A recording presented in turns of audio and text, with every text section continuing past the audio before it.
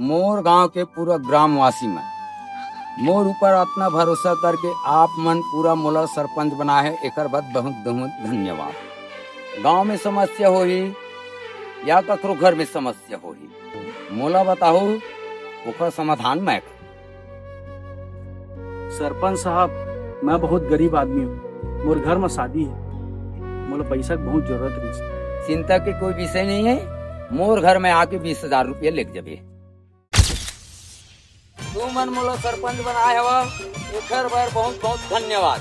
शाम के समय आप मन के घर में 2-2 क्वार्टर 2-2 किलो चिकन भेजवाऊंगा मैं।